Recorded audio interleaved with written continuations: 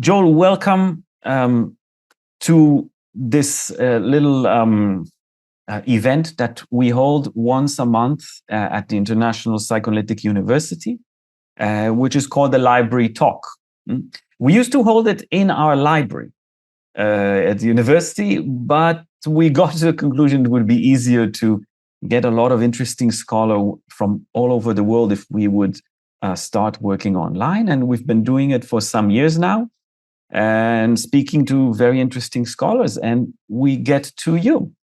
Joel, I'm thrilled to have you here today. And we're going to discuss this book of yours called Anxiety, Modern Society, and the Critical Method Towards a Theory and Practice of Critical Socioanalysis. We'll get there, everyone.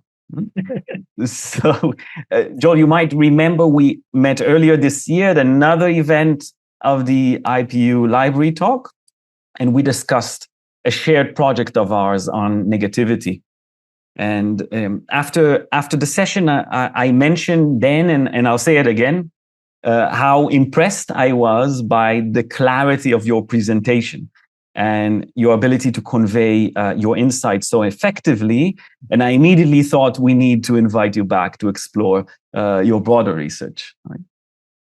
It is a pleasure to be here, and I appreciate the invitation back. Great. So I hope we'll have some fun as well. And we'll focus on your book, published by Haymarket Books. And, well, having read it, I found it incredibly valuable for expanding my own theoretical and historical perspective from a critical materialistic standpoint. So it was a journey for me. And your work, well, in this book, you clearly develop a rigorous methodology, which I appreciate, and you focus on the historical material conditions that shaped transitions. And I think, and you'll have to correct me if I'm wrong after this short presentation, but it's a transitions between three, we might call, let's say, eras or epistemes, maybe from to modernity and then to post-modernity. So we're talking about two shifts, and you analyze these phases through the lens of critical methodologies that have evolved alongside these shifts. So it's a very interesting, I think, endeavor, and it makes the book an excellent introduction to both a historical account of modern Western society and also the development of critical thought. So you see in the book many important scholars, and it goes from Marx, Hegel, Durkheim, Weber, Freud, and then you guide the readers towards more contemporary thinkers like Horkheimer, Adorno, Marcuse, Lacan, which we will talk about, of course, Baudrillard, many others. It's a very rich text. The book is dense, and it is organized in three major sections. And on a side note, and you'll have to tell me about this, I didn't find a table of contents to the book. I don't know if that's deliberate, but maybe you can perhaps share why you decided to structure it this way later. But yeah. So because I was picking up the book, I was, okay, where will I start? You have to delve right in. So the one thing I think that part of this has to do with Haymarket Press. They're redoing the type from Brill, who originally published it. So there should be a table of contents, but it's weird. They kind of separate it. So from the copyright page, I think it's page 3 or 4.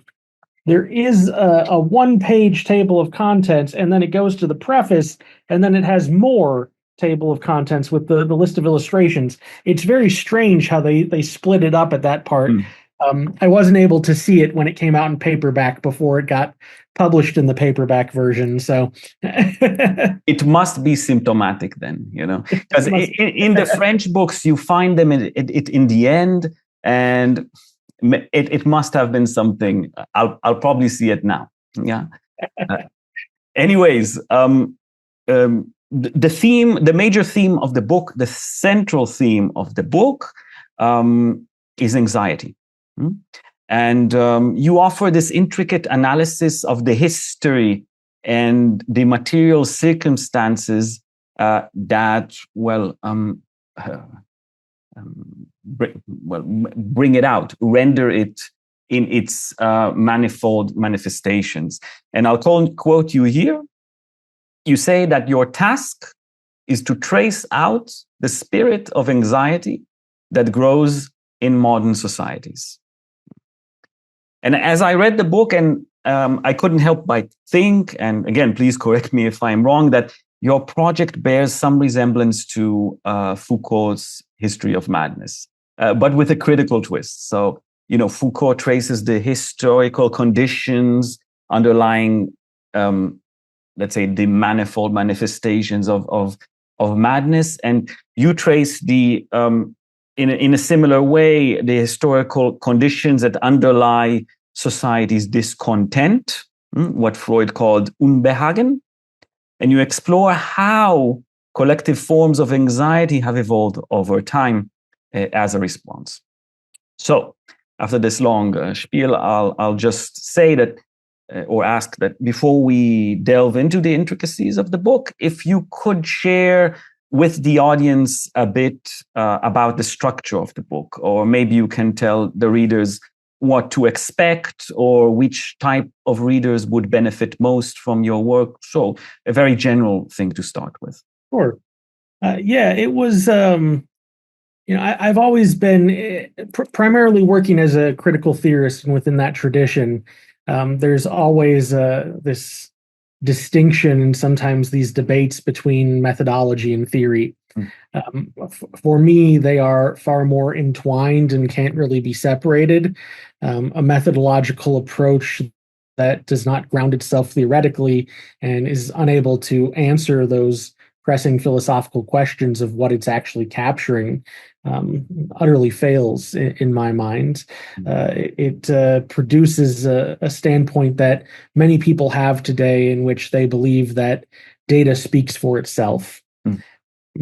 Although I come from a standpoint that very much disagrees with this. Numbers, data, they never speak for themselves. We are always interpreting them.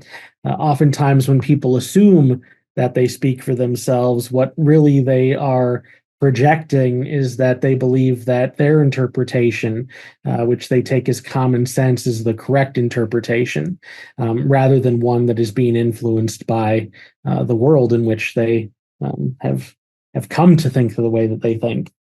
So one of the thinkers that I was drawn to in looking at or trying to find anyone really who's writing about critical theory from that methodological standpoint was Alfred Lorenzer, who is not very much known outside of a small European audience, not very well known in the United States.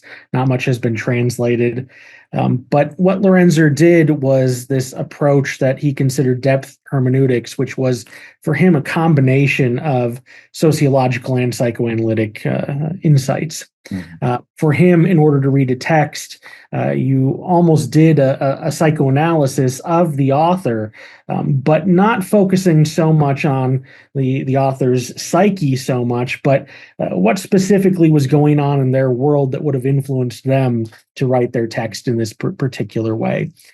For others, this is developed as the standpoint of immanent critique, trying to really get at a work and critique it from within. So I wanted to create that scenic landscape that Lorenzer was talking about for his perspective of depth hermeneutics, of what are these large social factors that are taking place that are even provoking some minds to want to understand what's going on, what's happening to us as our history changes. So as our reality is going through those transformations, we get more and more thinkers that are interested in this. They're not the mainstream of thinkers. Critical thinking and critical theory has always sort of been this subfield sort of on the outskirts of the mainstream, in an attempt to keep it honest, to recognize that if we are not paying attention to what is impacting us in our interpretations, then we are sort of recreating those very blind spots within our work. Mm-hmm. So I thought that there were a couple of key moments that I was really interested in. The three that I would say in large part structure the book is what I've referred to as totalizing logics. And this is something I get into very, very quickly at the beginning of the book. But a totalizing logic is essentially a logical framework that is established by some institution within society that has enough power to influence and dictate a lot of the social world. Mm-hmm. And it insists upon both an epistemological and an ontological viewpoint. So the first one of these that situates really where the early critical thinkers were launching their criticisms was religion, particularly in the Western world. This is Christianity, largely the result of the Catholic Church, which finds this way historically to be one of the first major institutions that does not rise and fall with state power. So as the Roman Empire, for instance, collapses, Christianity doesn't. The Roman Empire takes something from Christianity to boost its own life by a small amount. It doesn't really do the impact that it was hoping for.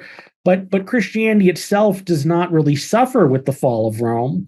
Instead, in separating itself from that political system just enough, the Catholic Church is able to maintain that power system and maintain its influence across states, regardless of those political intentions.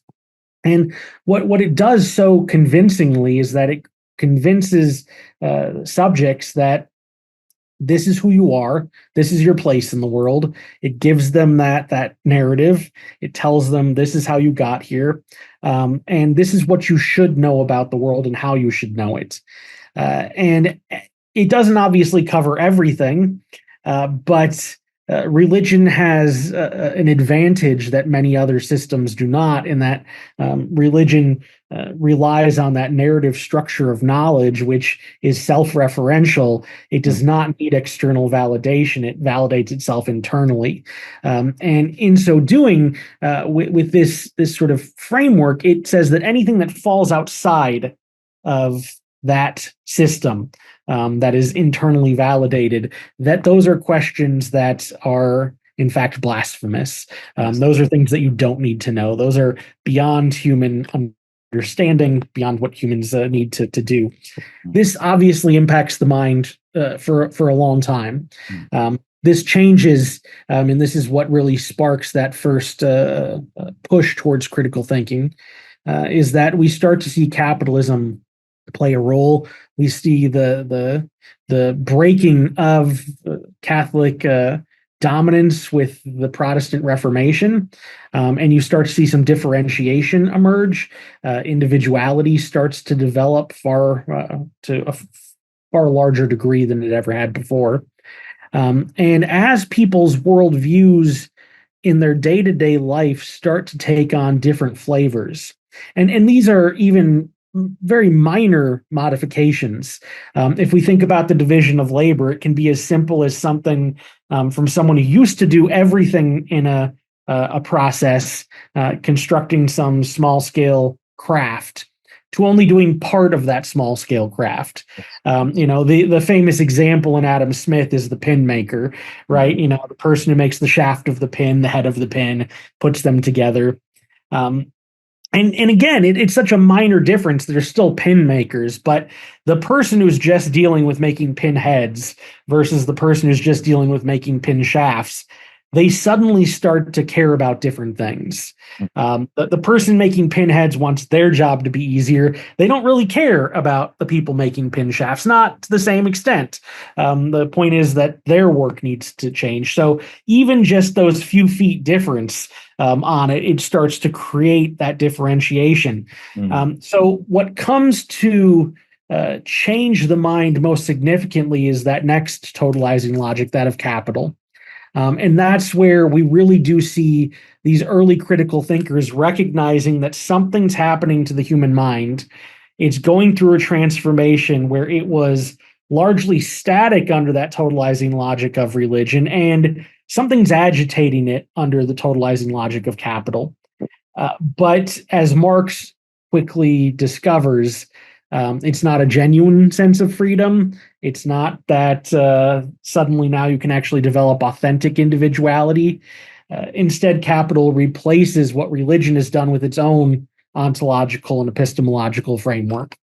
Everything starts to get placed under those commodity signifiers. Everything has a price. Even we ourselves start to have a price. Our minds, our bodies, our energy, all of them get commodified. And we start to see people even talking about the most intimate aspects of their relationships from that standpoint of the totalizing logic of capital.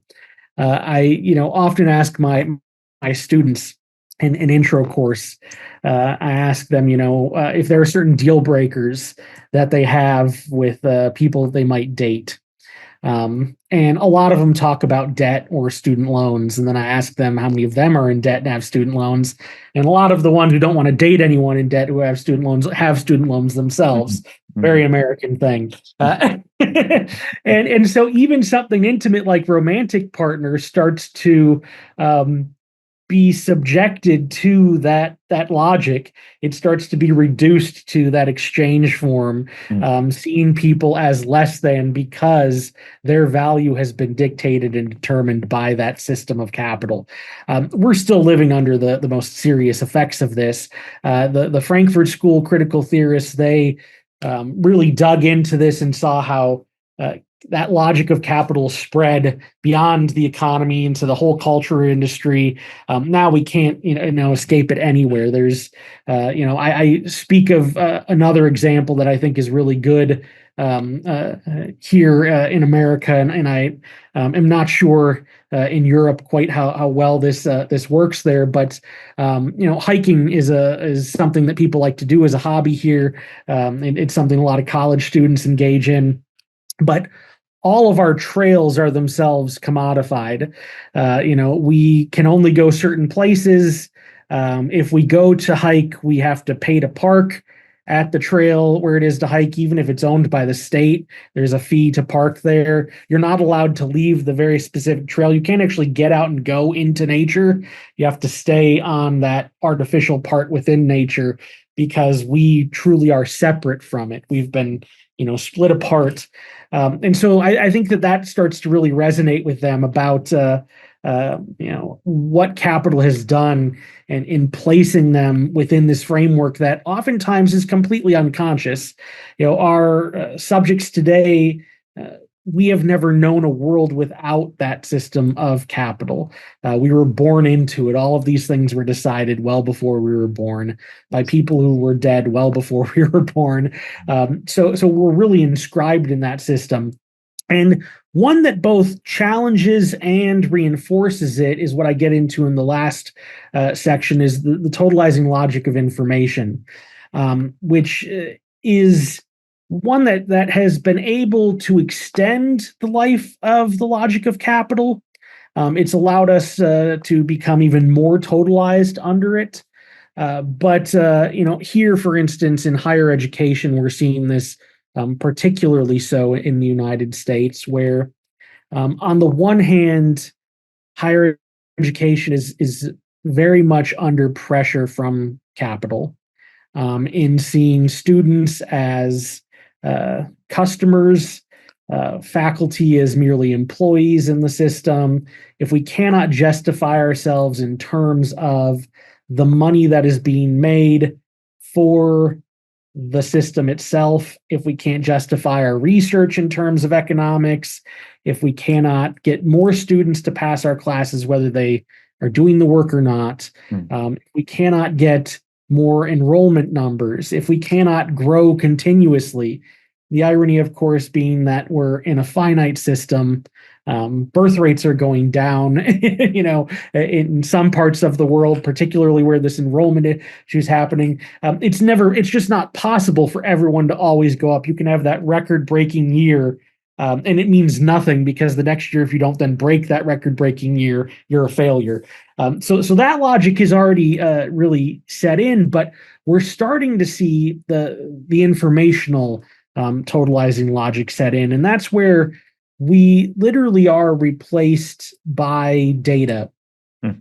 We are now simply quantified, and those quantified versions of reality come to actually replace the real. I think a good example of this, again, just with higher ed, why my mind went there, and something I've been thinking about so strongly, because how we combat this is very difficult.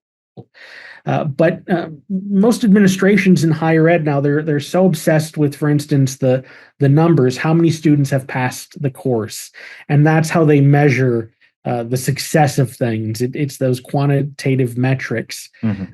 But the numbers of how many students pass a course tell you nothing about how many students actually learn something.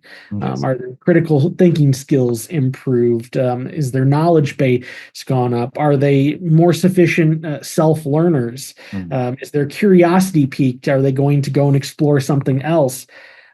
We've undermined the university system and higher education purely into one that thinks about it from that information standpoint. It's not about the content that goes into the degree. It's just, do you have a degree or not? Check off the box, get that number. So we all start to be counted in this way. And again, much like under the system of capital, which places us purely as workers, under the system of information, we're just numbers in statistical reports. The actual content, the meaning's been sucked out. And that has impact on how we think and how we see. We cannot interpret our reality after living in conditions where we're treated that way and it not impact how we see those things. Yes. So those three major changes, each brought about a group of critical theorists trying to understand society more so, trying to understand those sources of domination. And it's become ever more difficult to convince people of those sources of domination because they have become more and more internalized and taken as more and more natural, which is why part of what I argue in here is that, anxiety needs to be provoked. These are things where it's not bad to feel anxious about these things. We might not like the feeling, but anxiety is a warning to us. It's a warning when something is not happening right. And what all of those critical methods at each of these historical moments has tried to do is find ways to uncover that, to reveal that, and not just to reveal it, but to reveal it so that people are themselves bothered by it enough to do something with it. Yes. I don't know if that was not crystal clear. I don't know what is, Joel. Thanks for that. Let's get to anxiety then. I'd like to discuss your definition of anxiety, and I'll quote you in a moment, and we'll get there. But before we dive into that, let's focus on one of your central arguments that you make in the book. And this is, you assert that anxiety is fundamentally social in nature. It's deeply rooted in social structures. That's already an interesting argument. And I wanted to ask you, what leads you to consider anxiety as an object of the science of sociology? It is not common. Maybe you can say it. Yeah, I mean, anxiety has gone through many transformations within psychology. The way that it's been perceived, just tracing out, for instance, even the way that the DSM has used anxiety. It's qualitatively entirely different now in DSM-5 than it was in DSM-1, for instance. The understanding is different. And most people now who look at this, they don't like what DSM-5 says at all, and they ignore it for the most part. It's sort of destroyed itself in its own ability to legitimate some of these things. But the issue for me about why anxiety becomes something that should be studied more so from the social is that anxiety is in the way that I see it, it's something that arises particularly in those moments when people are unable to feel as if there is a place for them in the world. They've lost the confidence in their own sense of self. And that confidence and sense of self, it's not about it being an artificial one, which is why I would say that there are many people who are not anxious and should be anxious. Some can just simply gloss over that. And many people who are anxious and don't know why they are anxious. But where it comes from, the social reality of it is that anxiety is at its root supposed to be a warning system to us. And it's not necessarily a warning system of internal things, although this is not to suggest that there aren't forms of anxiety that are related to internal warnings. For instance, there are people who are said to get very bad bouts of anxiety and anxiety attacks at moments when they might have imminent heart failure. Or when something is seriously wrong. Sometimes people shortly before they're going to die, they actually have a moment of extreme lucidity, but also a moment of anxiety with it. They become aware of their imminent demise. And those things are certainly related to a biological and internal notion, although I know that many sociologists would also want to go in and argue about the social construction of death and how we interpret those things. And not everyone is afraid of death because not all societies see death as the end and a bad thing. There's all sorts of ways that we could certainly argue the social side of that. But I'm willing to relent and say that I think that there are forms of anxiety that are internal. But for the most part, I think that what happens with most anxiety is that it is the result of the way that the world is, even if people cannot put their fingers on it. They're unable to sort of zero in on precisely what is happening. And that loss of, or maybe not loss, but the inability to find the language to explain things, that attempt to grasp onto something and to not find purchase, that is what causes anxiety. From a much easier standpoint, what gets me there first, before even examining the more philosophical and theoretical side of things, is just looking at the empirical facts. When we have a society in America, for instance, where 25% of American women are taking anti-anxiety medications, how is that not a social problem in some way, shape, or form? You're dealing with something that we cannot locate and find a biological cause of this, but we are treating it from that biological standpoint, and we're medicating people to be okay with a reality that ultimately most people don't feel okay in, because we don't actually want to deal with what's going on in the world. So when you reach those numbers, something has to be beyond just the individual, or our scientific studies of trying to locate the root within our brains have just failed entirely. And to think that with all that data out there that we're not able to find an answer, I don't know. I'm skeptical of it. So I think that the better answer is that there is a social cause. Well, that's a very compelling argument, and maybe I will ask you to say a bit more, because you are not suggesting in the book that sociology is the only perspective we should take on ourselves when we address anxiety. You actually advocate for an interdisciplinary approach, and particularly, and this is where also my line of research merges with yours. You insist on merging sociology and psychoanalysis.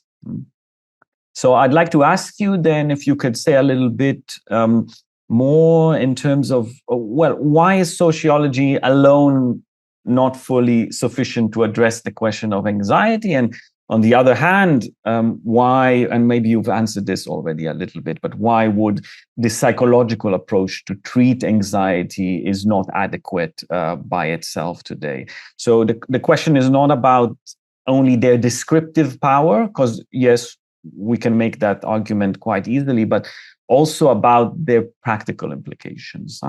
Because you propose a praxis in your book, but we'll get there, yeah? No, an excellent question, and one that I think is very important, and I wish was debated far more so. For me, despite pursuing sociology and having a doctorate in sociology and having worked in this for as long as I have, I'm quite disappointed with sociology. Sociology is a discipline that has largely lost its way, and I think, as most social sciences, it finds itself in these permanent states of crises because it cannot respond or do things that the world needs.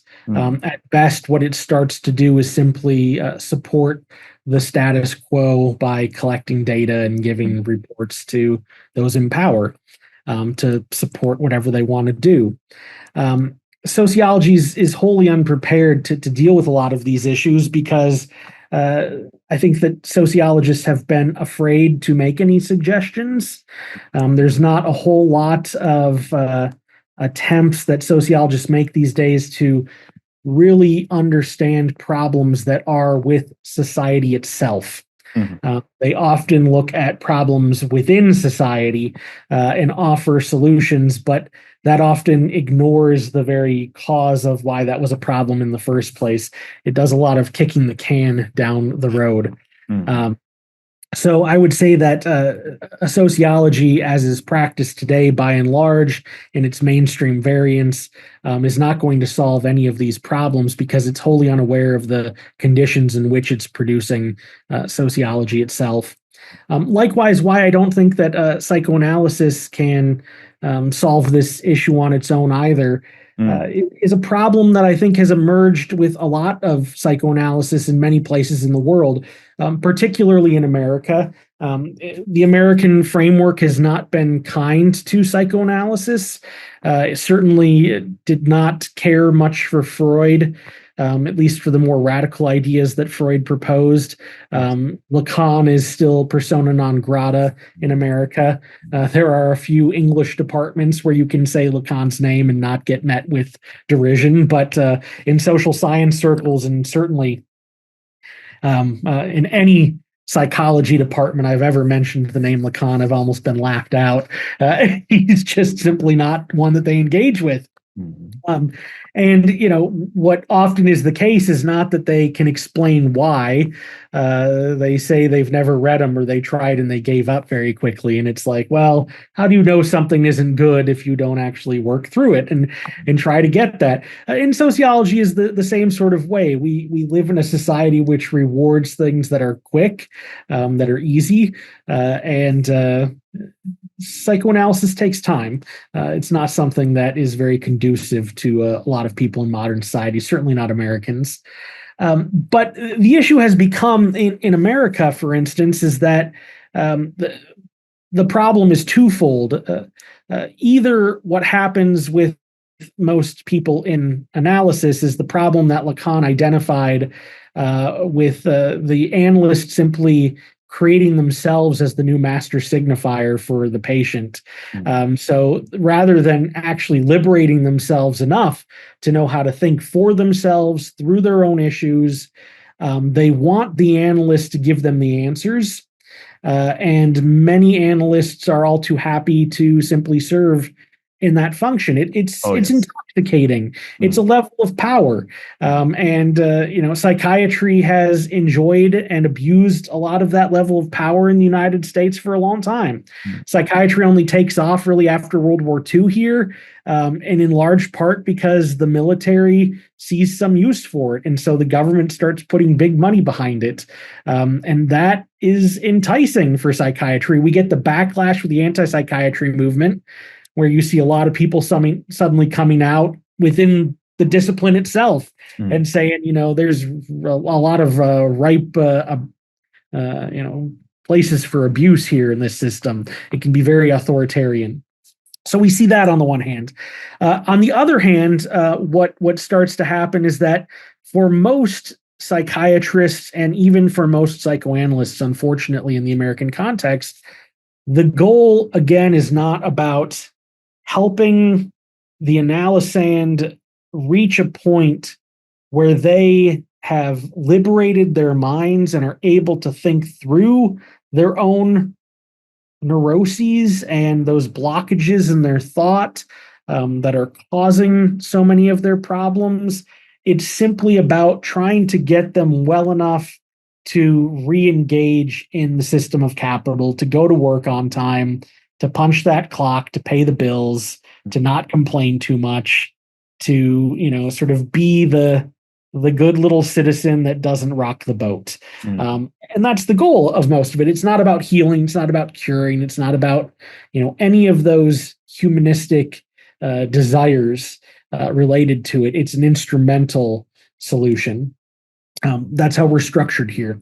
So from that standpoint, I think that on its own, that's the failure there. Why I would never suggest doing that on its own, because it's going to suggest solutions that are at the wrong level for the problems that we're facing. If, for instance, to take some of these, because some of these are really big things, but to take something like climate change, if I'm, dealing with a lot of anxiety and confusion over the future of the world because of climate change, there is nothing that a psychoanalyst or a psychiatrist can do to help me fix that problem other than make me not care about it so much, because nothing I can do as an individual can stop climate change. So I either just have to stop paying attention to it and then go on living my life, or I have to take some medication that makes me not think about it, because so long as it's there, it's going to be that splinter in the mind. Sociologists, on the other hand, can point out those issues, but again, we run into the same issue. We don't have the power, the institutional power to do anything about that, but we oftentimes ignore the individual impact of it. So we do reports on climate change and say, hey, climate change is coming and it's bad and it's going to produce 38% of climate refugees. And we put these numbers out there, and the numbers mean nothing to people because they're not actually connecting to them as a person in the way that they're interpreting it within their minds.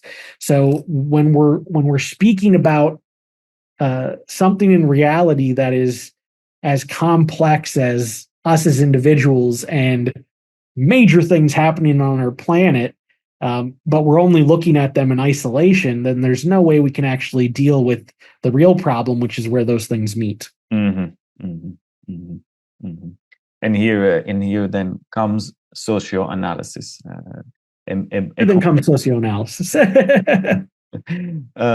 But maybe before that, let's delve into your definition of anxiety and speak a little bit about that. And my next question is, what is socioanalysis? So you can prepare. But about anxiety, I'll quote you from your book. You describe anxiety as follows. So you say, anxiety is a future-oriented affect that intensifies between the moment a person starts struggling with the ability to locate their self in their social milieu, and the moment where the fiction of the self, experienced as their individual reality, becomes irreconcilable with the given societal reality. This is a quote, and I'll just maybe paraphrase a bit and say that, well, you suggest that anxiety arises when we look towards the future and we feel overwhelmed by the challenge of locating ourselves, as you've just said, within this rapidly changing and unpredictable landscape. And this anxiety is less concerned with the uncertainties of chance, let's say, but more with the artificial constructs within our social fabric. So I'd like to unpack this definition a little bit for us, and maybe if you can sort of distinguish it from maybe our common understanding of anxiety. Sure, I'll see what I can do. What I like about this approach to anxiety that I've taken here, and why I've chosen this, anxiety emerges in what I've studied and seen, and case studies I've read, and those people that I've spoken to and interviewed specifically on anxiety. It's usually about, again, what I call that future-oriented affect. It is about not being able to feel complete or whole, or feeling as if something is missing from that sense of wholeness. Mm-hmm. It's about a search. Very frequently, it implies that something is missing. And if something is missing, if someone knows what it is that's missing, then we're not dealing with anxiety anymore, because we're dealing with an object that's known. It's often something that is not known what's missing. People don't know what it is that would make them feel better, what would fill that hole, that lack that they have. As I explain elsewhere in the book, where anxiety really starts to emerge, and where we really start to see it is, we're all marked by lack, as Lacan says, and the closer we get as we circulate in and try to identify what that lack is, we are given all sorts of things in our world to try and fill that lack, but none of them can fill it. It is an essential part of who we are. Mm-hmm. And from a standpoint of, if we are, I think that this is a very clear psychoanalytic sort of concept. For Freud, within his theory of psychosexual development, the lack emerges from the different genitalia that is noticed. Child sees that one has what they don't, and the wheels start turning. Lack gets inscribed at that point. The situation that we're in today, even if we don't follow that Freudian sort of model of this, capital survives only based on the notion of lack. Mm-hmm. We constantly need something else. Something has to come next. There is no such thing as being fulfilled, which is why you look at, for instance, the wealthiest people in the world who have more money than, it doesn't even make sense. We can't even conceptualize how much money that they have. And what do they do with their life? They work more. They literally do not know what to do with their life besides work. They keep trying to fill that lack. The closer that you get to that, and that awareness that nothing will fill the lack, the more anxiety becomes agitated. That's where, insofar as it's a future-oriented one, it's one about trying to locate where that is. And when you do get closer to it, you often realize that nothing can fulfill it. Now, part of the reason for that, and going back to that definition of why can nothing fill this, why does it emerge when we see that the fiction of ourself is incompatible? And I call it the fiction of the self because this goes to one of the themes that I talk about from the very beginning of the book on, And this is the criticism that Marx and Feuerbach have with Hegel's recognition thesis. For Hegel's recognition thesis, when we get to that point of self-understanding, self-awareness that we have, it only comes about in the social setting. When we meet somebody else, we come to somebody else, we talk to them, and in so doing, in that social circumstance, we recognize in them that they have something that we also have. We're unable to just see it in ourselves, but we see it in that reflection of the other person.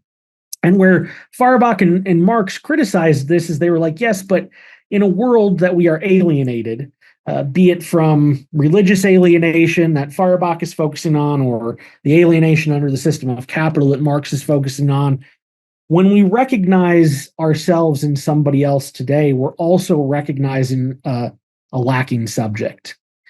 So we're not seeing a complete individual free from alienation who has constructed an authentic self. We're seeing someone who's lacking, who is broken. And when we see that and we recognize ourselves in that, that means that our self is based on that very fiction that our society tells us that we can be made whole under these conditions. Since we can't be made whole under these conditions, and it's sort of the carrot that's always kind of pulling us of, if you buy that next phone, if you get that next raise, if you upgrade your house, if you get the next car, if you get that pretty person to go out on a date with you, any of these things to fill that, and none of them do. And so it prompts us for the next one and the next one and the next one. And it becomes sort of this string of things that pulls us along, but is always denying us at the same time. Our society can never meet those demands that we have, because we do not live in a society which cares at all for those demands that we have. Nothing about modern society today is structured or organized in a way designed to fulfill us as people. The goals of society, many have, I think, very convincingly argued that capital is the subject of history. I think that as artificial intelligence is making even more of a headway in the last couple of years and really exploding by leaps and bounds, that many are now obsessed far more so with that informational model. They want the most complete information data set to replicate our reality and including their and those things can never be complete. They are constantly creating these systems that our whole world is geared towards, we are geared towards, and nowhere within that is something out there besides us, something in our social structure, or even within, are we able to know how or successfully build that authentic sense of self and identity. So we're constantly told to build ourselves, to be an individual. We live in hyper-individualized societies, but we can never really do so, and certainly never in a satisfactory way, because the goal itself is always beyond our grasp in this society. I think this resonates deeply with Lacan's definition of anxiety. At some point, he says, anxiety is not without an object. He goes actually sort of plays on Freud's idea that anxiety is a fear without an object. And he says, well, it is not without an object in the sense that it is not an object that anxiety revolves or signals, but it is the objet petit a, right? It is an object that is by itself just a constitutive lack. But for Lacan, at least, I think for Freud as well, there is one anxiety. I think this resonates with what you were saying. Anxiety arises when you lose your holding in the eyes of the other. In relationship to the social bond, you are not sure. There's this famous metaphor of the praying mantis from Lacan's seminar about it. It's quite poetic. But you make an interesting argument. You distinguish three historical stages. I might call them pre-modern, modern, and postmodern. And each is defined by dominant logic, which I think you've stated already: religion, capital, and information. And each of these shapes human psychology or subjectivity, but also anxiety. So I was wondering, what is the difference? How do you mark out the difference between these instances of anxiety? This might be a point where your argument really becomes quite radical, I think, in this sense. So, yeah, I mean, it's difficult to do in some ways, because part of what I want to insist is that because of the dynamic nature of society and the level of differentiation that we all experience, that each of us are going to experience anxiety differently.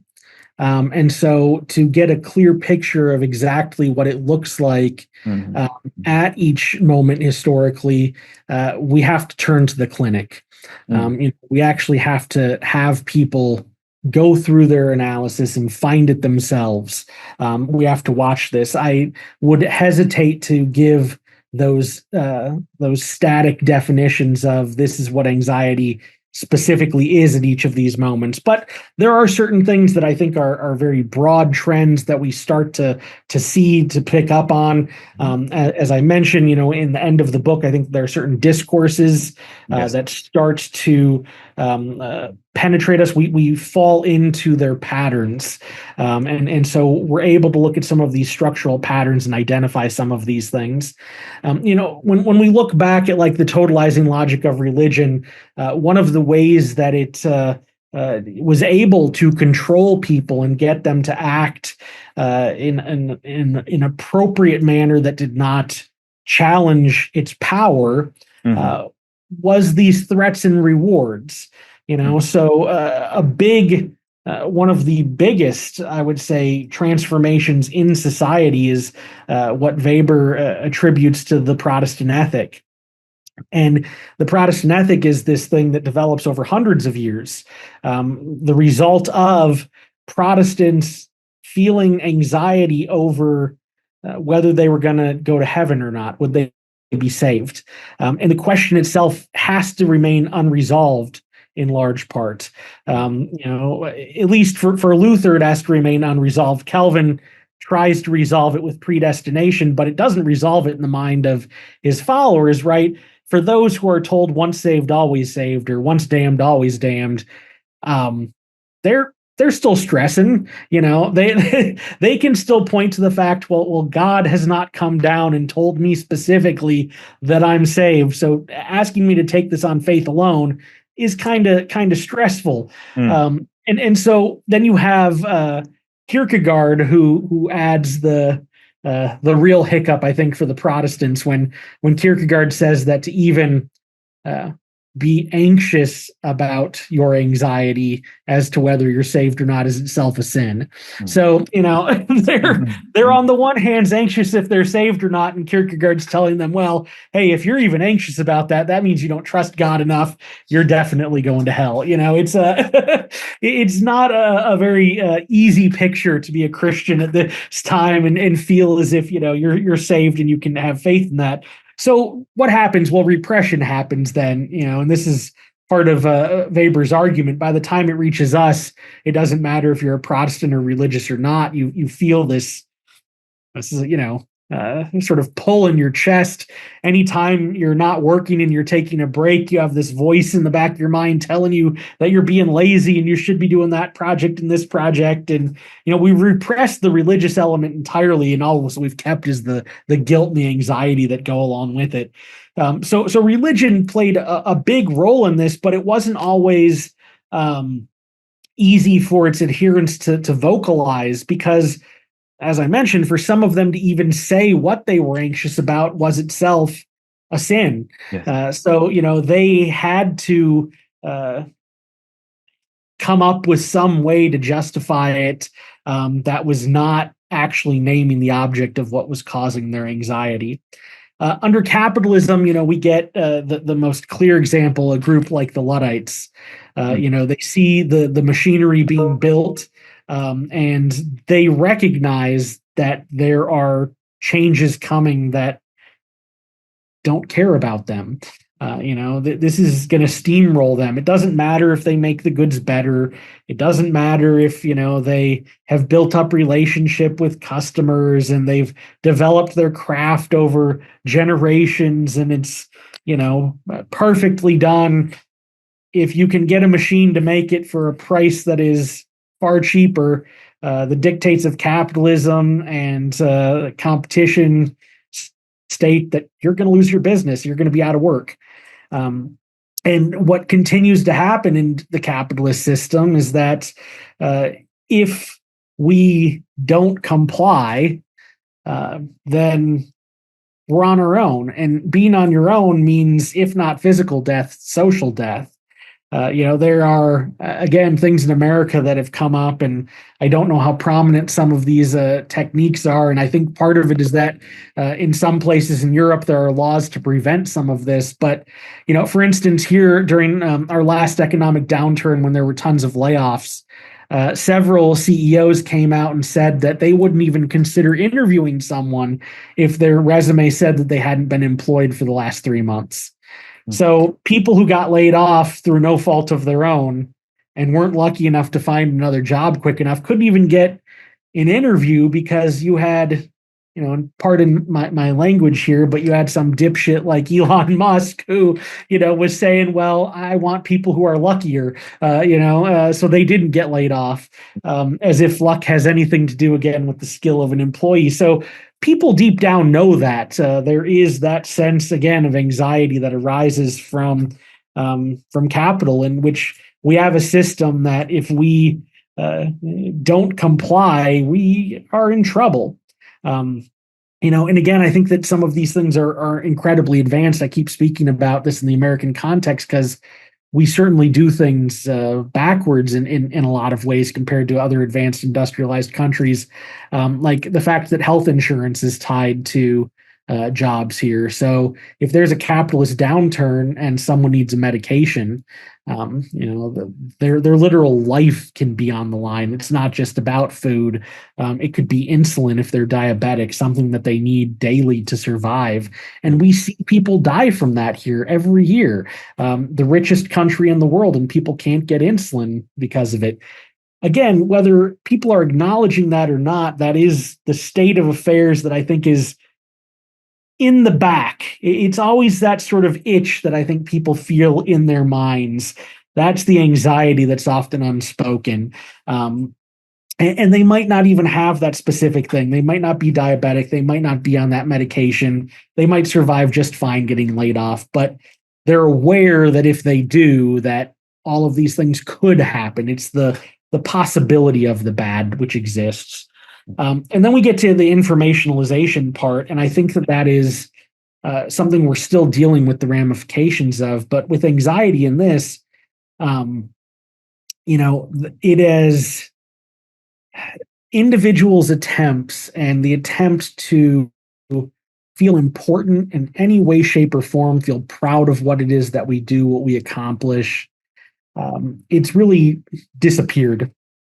When we reduce everything to its informational content, we do away with individual celebrations of things that we have accomplished. We don't recognize that difference that people have when they work hard and they deserve those sorts of things. We, in some ways, create it's a system of equality, but it's a bad form of equality. If anything, I think that's what information has done. It's made us all far more the same, but at a position that is not satisfying for anybody. Rather than elevating all of us up, it's kind of sunk all of us down. And what that will play into, I think, again, will be revealed far more so in the clinic as we get more data related to people who are coming in who are suffering from the consequences of that totalizing logic of information. I think I answered your the full question on that, but if there was a part I didn't, please let me know. Absolutely. And I'll just make a personal comment. I found the last section of the book on the information logic to be maybe the most fascinating for me. So yes, it's great that you kind of said something about it. I'll end with one final question. So we'll have some time for questions from the audience. It's the $1 million question. So socioanalysis, what does it do with anxiety? Does it cure it? Does it use it to harness its power? Maybe you can say something. You can leave it on the level of a teaser if you want, so people would pick up the book as well. And sorry for commodifying the question, by the way. Yes, but let's hear you out. So. No, it's a great question, and one that I would love to be able to speak about in far more depth with others. It's something that I think that we need to engage in far more. So I think of well, there's a couple ways I'd like to answer this, and let me start with something that has always been an inspiration for me as a sociologist. Mm-hmm. So when I came to sociology because I was very interested in theory and philosophy, but philosophy did not do it for me because I found that most philosophical work was obsessed with poring over the same book over and over again, obsessing about one word difference. I took a whole seminar on Kant's critique of pure reason. And I'm happy I did because I read the whole book in a semester, but I also, found the fact that we would spend a whole week on, did he contradict himself on this page? And we'd spend the whole week talking about one page. And I'm like, but, aren't we kind of missing? But there's whole books written about one page of Kant's work now at this point. That theory was something that attracted me because it dealt with the dynamic reality of the world. It recognized the transformations that were going on. It was engaged with things. But sociology was also depressing because it's a discipline that points out a lot of problems and not much that we can do about them. Mm-hmm. And when I started to read Adorno in more depth, there's a line that Adorno says of what he's doing. And he writes about how he's putting messages in bottles. This has become kind of a famous quote of his at this point. And the reason why he puts messages in bottles is because the current socio-historic circumstances in which he was writing were not ripe for qualitative social transformation.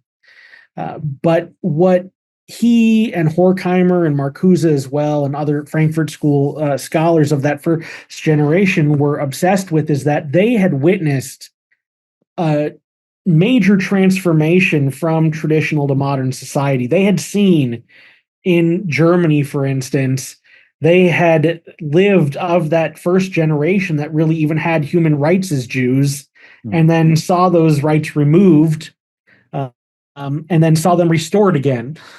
So they didn't even identify really as religious Jews. It wasn't until it was sort of forced upon them that they started even thinking that sort of a manner. But seeing those transformations, what it did for them was it raised in them the awareness that society could, in fact, get better. If we look at the 1,000 years of human history where we were under the domination of the divine right of kings, and these people are there saying that simply because they had the right blood from the right inbreeding with whatever royal lines they were, that they deserved to be in charge, and there was nothing we could do about it. And whoever we were born to, that was our lot in life. It was static. It felt unbearable, like there was nothing we could do to overcome it. The power of the Catholic Church, I mentioned this in there with Copernicus and Galileo when they challenged the notion of geocentricity. And, now the Catholic Church even admits that Darwin's theories of evolution are fine and are, copacetic with their version of theology. I mean, changes happen like that. So for Adorno, he was convinced that we'd reached a point where capital did not allow that qualitative change. But if we allowed people to forget that qualitative change is indeed possible at certain moments in history, then when that moment appeared again, no one would do anything about it.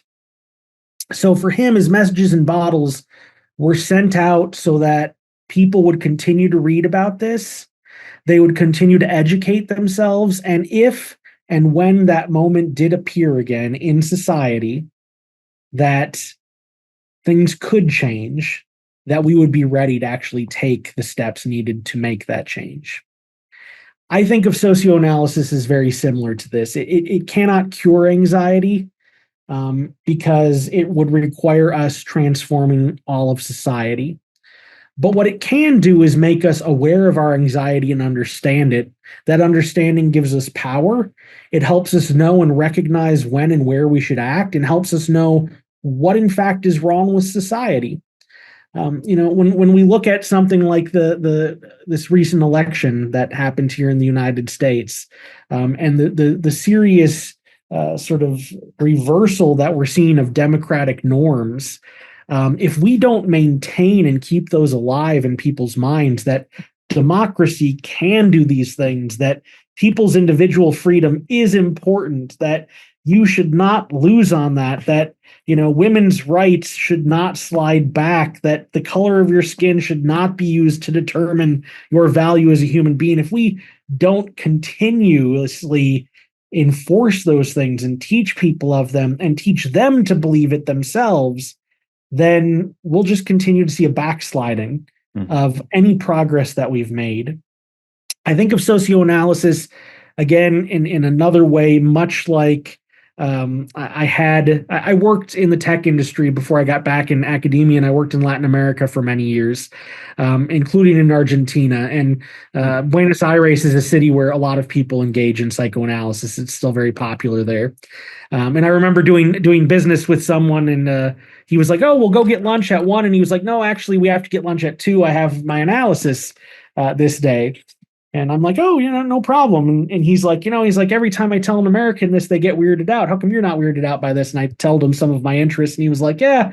He said, "We think about this as a gym. You Americans, you like to go to the gym. You think that you go to the gym so that you don't get fat, and that's an important part. Well, we believe that if you don't go to psychoanalysis, that your brain gets fat, So go work your brain out to make it good." And I think that that's an important thing. Marx, even in his utopian version of what he thought might take place, he, said, "We'll do all of this stuff during the day, but always criticize at night." Criticism never goes away. Therapeutic intention is something we need to cultivate. It's needed in our society now more than ever. And I think specifically now, as our society is changing, particularly under the logic of information, as AI and technical change is forcing some things, we are running into very real physical barriers in our environment.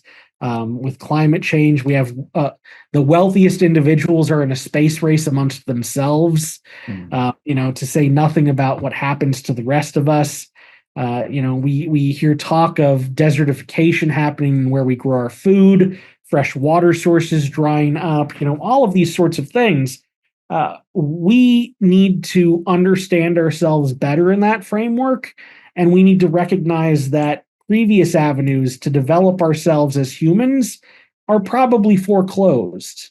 We're not going to go back to the 19th century and be able to enter some sort of utopian eco-green vision, no matter how good that might sound to a lot of people, no matter how much it might be necessary. The truth is, most of these things that are coming are things that are coming whether we like them or not. But it requires that we have that honest conversation with ourselves. More people need to do that. And again, so then that way they can actually speak up at those moments when their voice will make a difference, take action at those moments when their actions will make a difference. And that requires, again, being very intentional about it. It requires trying to understand the world we live in and really understanding that world we live in so that ultimately we can understand why we think the way we do. Without doing that, we're just going to become victims of our own out of control thoughts. I, for one, want to be in control of my thoughts as much as possible. I want to know why I make the stupid choices I do, and hopefully make fewer of them. So that's the goal with socioanalysis. I see, and much more in the book. Much more in the book, yes. Sorry, I did not lay out the whole discourse thing. I did not think I had enough time to go through that, but I'm always happy for email questions if anyone wants to send some of those for a longer thing we can't have time for today. Absolutely, yes. If anyone would like to contact you, it can contact me or the IPU, and we'll get them in touch with you. So I'll say thank you very much, Joel, from an analyst to an analyst. Thank you very much for participating. I'll stop my questions at this point and say that I really appreciate you spending the time and talking about your book. I'll show it again. This book of Joel's, Anxiety, Modern Society, and the Critical Method. Now we'll open the stage for the audience.